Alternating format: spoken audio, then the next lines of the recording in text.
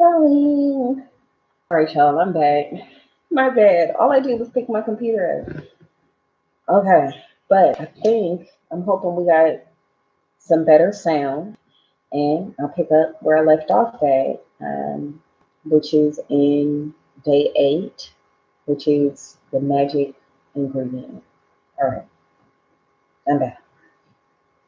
Think about the meat growers, fishermen, dairy farmers, coffee and tea growers, and all the packaged food companies who work tirelessly to produce the food we eat. The world's food production is a breathtaking orchestration that takes place every day, and it's unfathomable that it all works when you think about the number of people involved in maintaining the world's food and drink supplies to stores, restaurants, supermarkets, cafes, airplanes, schools, hospitals, and every home on the planet. Food is a gift.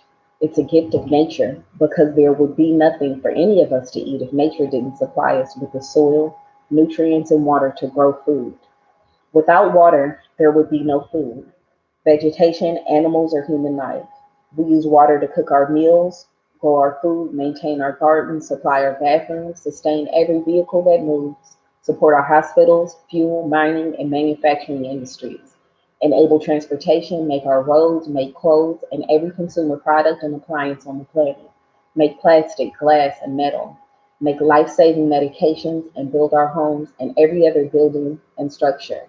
And water keeps our bodies alive. Water, water, water, glorious water. And there is a magic on this planet that is contained in water.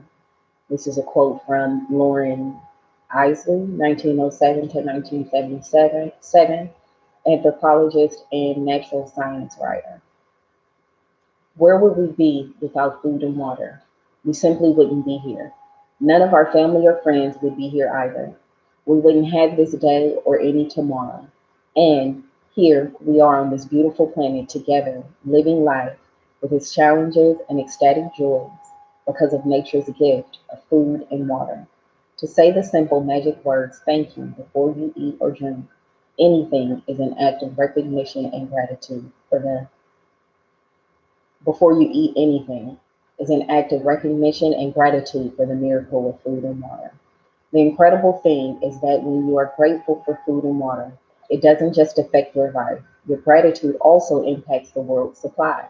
If enough people felt gratitude for food and water, it would actually help the people who are starving and in great need. By the law of attraction and Newton's law of action and reaction, the action of mass gratitude must produce an equal mass reaction, which would change the circumstances of scarcity of food and water for everyone on the planet. In addition, your gratitude for food and water keeps the magic continuing in your life, and it will weave its glorious golden thread through everything that is dear to you, everything that you love, and everything you're dreaming of. In ancient times, people believed that when they blessed their food and water with gratitude, it purified whatever they were blessing. I found this to be true, y'all. Personally, and also having participated in this practice as a group the very first time that I did it, um, uh, people reported the same thing. So it's true. And when you look at the theories and discoveries that quantum physics have made in recent times, such as the observer effect, the ancients may very well have been right. This, the observer effect in quantum physics refers to changes that, excuse me, that the act of observation makes on whatever is being observed. Let me say that again, though, because quantum physics is really dope and really important too in understanding how we create reality. Uh, the observer effect in quantum physics refers to changes that the act of observation makes on whatever is being observed. Um, how we collapse waves. Imagine if focusing gratitude on your food and drinks changed their energy structure and purified them so that everything you consumed had the ultimate effect of well being on your body. One of the ways to experience the magic of gratitude instantly with food and drinks is to really savor what you're eating or drinking. When you savor your food or drinks, you're appreciating them or being grateful. As an experiment, next time you're in the middle of eating food or drinking any liquid, when you take a mouthful, concentrate on the taste of the food in your mouth.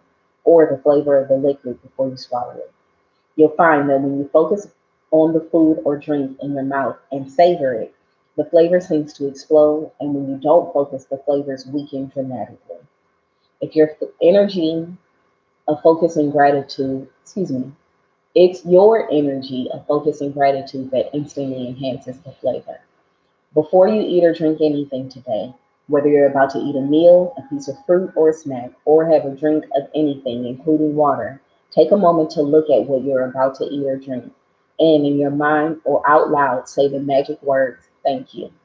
And if you can, just take one mouthful, really savoring it.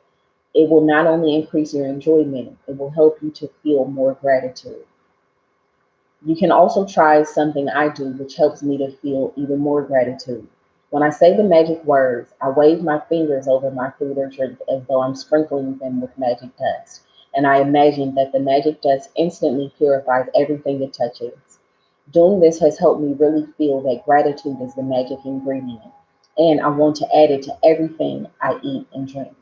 If you find it more effective, you can imagine that you have a shaker of magic dust in your hand and you're shaking the magic dust out of the shaker all over your food before you eat it and into every drink.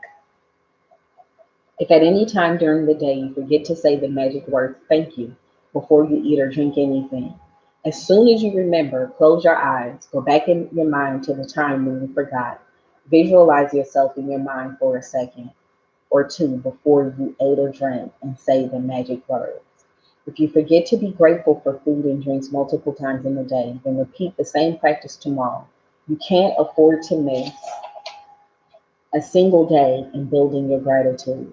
Your dreams depend on it. Being grateful for the simple things in life, like food and water, is one of the deepest expressions of gratitude. And when you can feel the degree of gratitude, let me say that again. And when you can feel that degree of gratitude, you will see the magic happen. So here's the recap for today. Magic practice number 8, the magic ingredient. Number 1, count your blessings. Make a list of 10 blessings. Write why you're grateful. Repeat, reread your list. And at the end of each blessing, say thank you, thank you, thank you.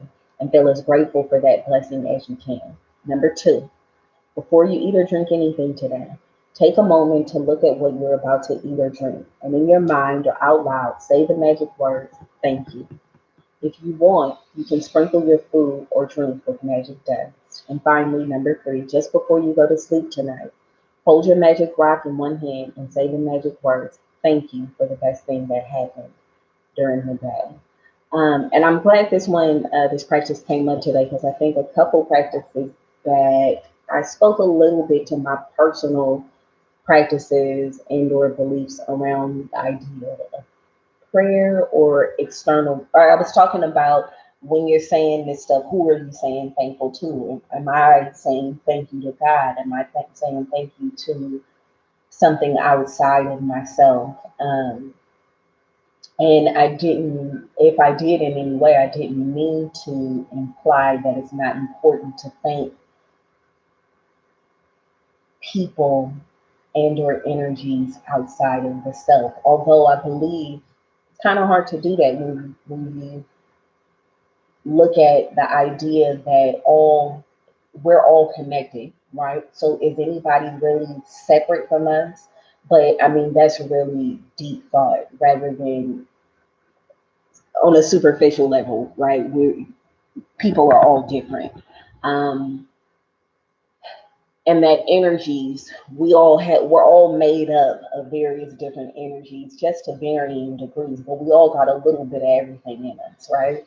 Um, but this particular practice, I have at times consciously like practice like the idea of prayer. And it was even something that I introduced to my daughter. So I do say grace. I do have a grace that I say with my daughter because, like, growing up, I grew up Christian.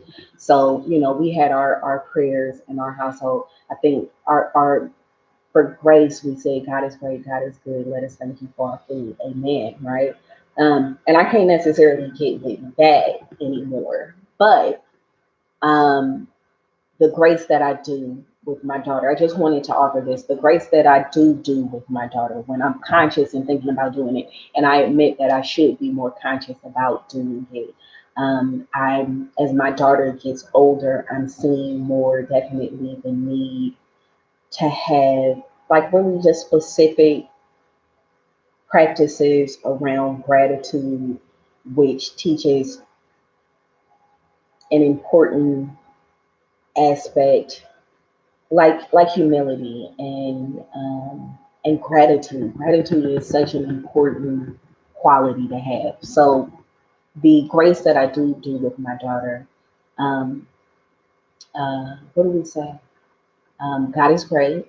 God is good. God is me. God is darling. God is daddy. You know, we may, if we're praying for somebody in particular, thinking about somebody in particular, God is, and it's a recognition of God in all things and in all people, right? Um, but generally, the kids, you know, mommy, daddy, me. That's her world, right? And her friends, and so sometimes she want to bring other people in. We bring other people in.